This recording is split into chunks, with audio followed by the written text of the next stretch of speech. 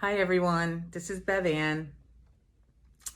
I wanted to come on here and introduce myself.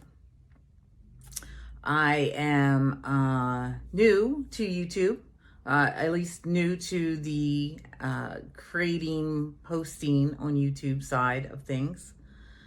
I started this channel in January of 2023 and never posted anything. My intention for this channel was to be able to provide tips and tricks and experiences on things that I've learned over the years working for myself and being my own boss and creating income and multiple streams of income. I mean, as a woman over 50, I think that there are potentially a lot of women out there in the same age range as myself that would like to still be able to create some additional side hustle income or potentially full time income and do it on their own terms, being their own boss. So I named this channel Be Your Own Boss with Bevann, and that's kind of where that came from. In the meantime, life happens and things changed. So I kind of wanted to share my experience and my journey with all of you, and if with anybody that is listening. There might not be anybody listening. This might just be for me, which is fine. But I just kind of thought that it's time. I've been wanting to do this for a long time, so I'm going to give it a try. So basically the spring of 23, I started having a lot of health issues. I was having a lot of neck pain and back pain, and the pain was resonating all the way down my arm. I was having pins and needles, and it was an ongoing, constant problem. And I was having a really difficult time finding any solutions. I was getting massages and that wasn't working. And then I started going to a chiropractor. I wasn't getting any relief from that. I was seeing my primary care doctor and asking for help and going through lots of different testing and not really getting anywhere with it. I can remember having to actually sleep on my left side because I had so many pins and needles down my left arm that I needed to have pressure on my left side in order for me to even be able to go to sleep. So it was becoming a daily problem and interfering with my normal day-to-day life.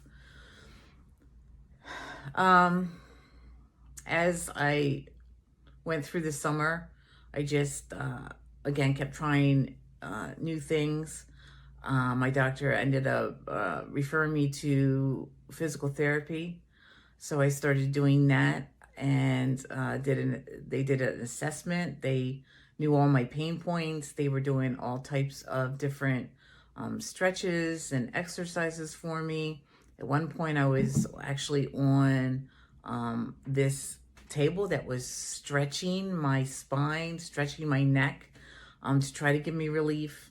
And I just wasn't finding any relief. And it was so frustrating. I was going a couple times a week and I would go there in pain and hope for some relief and leave in tears. So it was getting to be really difficult.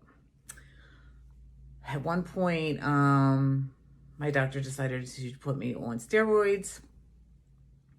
So I did 1 or 2 rounds of oral steroids and no relief.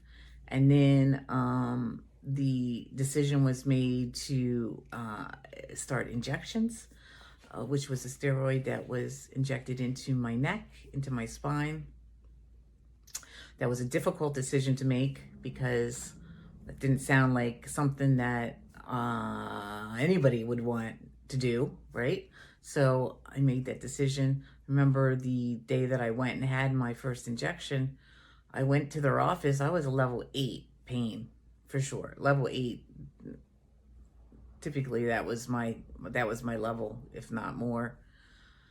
And they actually use a machine to pinpoint your pain location, and they inject right at that location. And while I was on the table, I went from an 8 to a 10. It was unbelievable that it was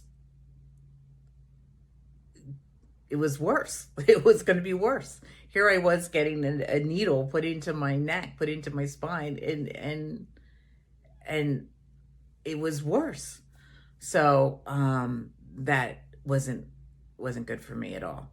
So I went back to my doctor, begging for help pretty much. And she started all over with tests, and my blood work always came back perfect. Every test I had done, it looked great. I had no signs of anything that they could find that would tell them what was going on. Years ago, I had chest pains, and it was I ended up getting an ultrasound on my heart, and I had fluid around my heart, and I thought maybe that this was that, because I started to have chest pains again. And as a woman in her 50s, you don't want to mess around with that. So I had an ultrasound on my heart, and it wasn't that. I did not have any fluid around my head. I had no inflammation. So, but still had the pain, right? So still had the pain.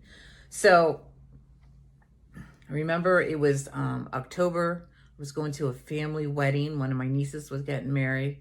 And, it's a wedding, right? You want to have fun. Everybody's drinking and laughing and, good food and dancing. And I just was in so much pain.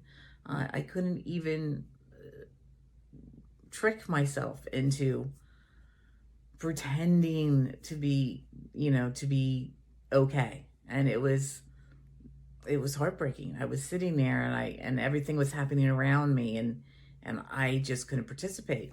And I saw that, people were looking at me and wondering what was going on, and I was just sad, really. When it came down to it, I was just sad because I couldn't participate, and I was in so much pain.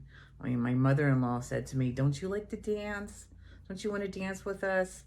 And I love to dance, but I couldn't participate. So that was one weekend before my doctor actually finally did a test that came back. I believe it was an MRI that came back and showed that I had a tumor. It was on my spine, in my neck area. The tumor was cancer, and it was metastatic breast cancer.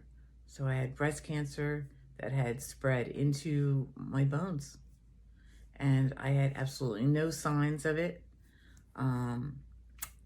No test that was ever done showed any signs of me having cancer of any type. I had no lumps that I could feel or that were detected by any type of test. So it was devastating to get that news.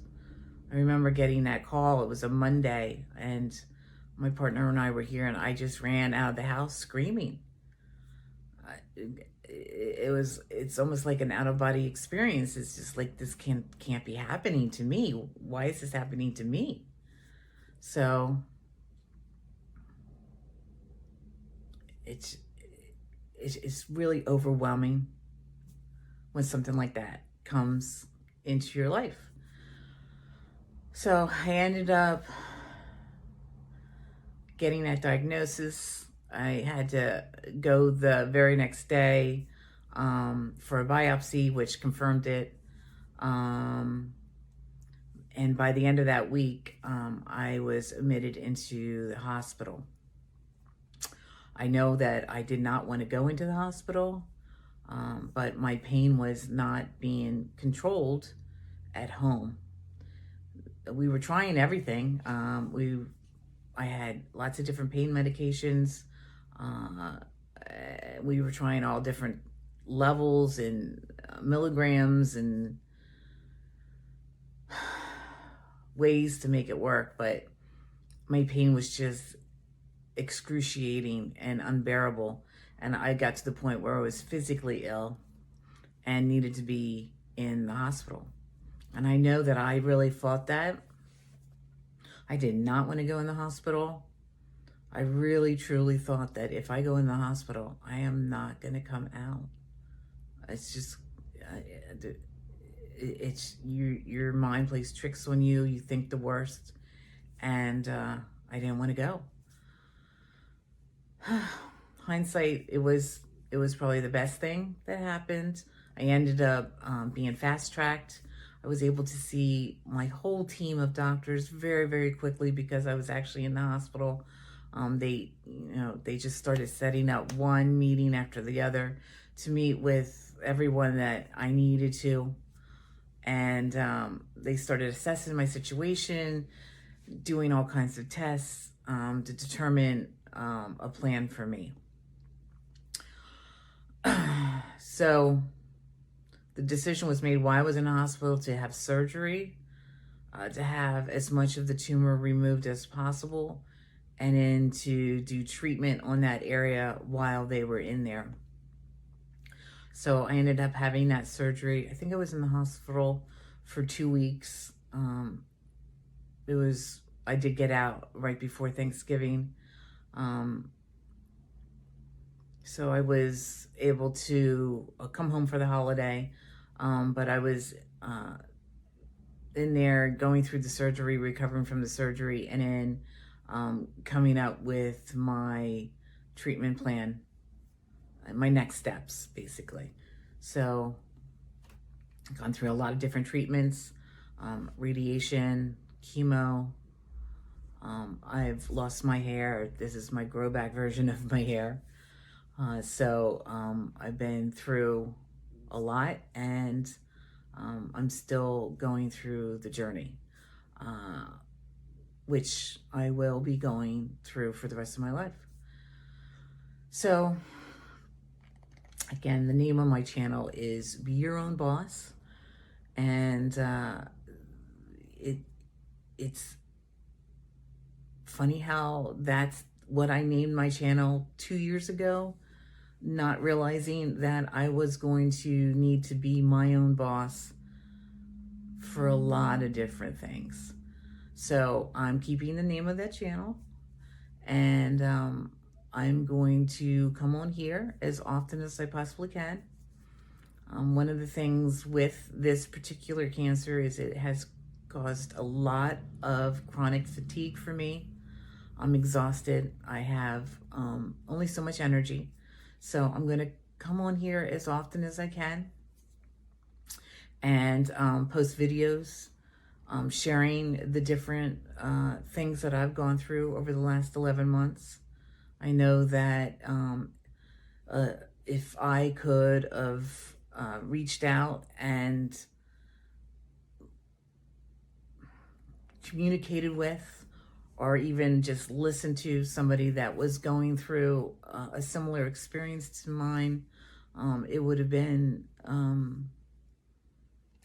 very welcoming, and it would have helped me.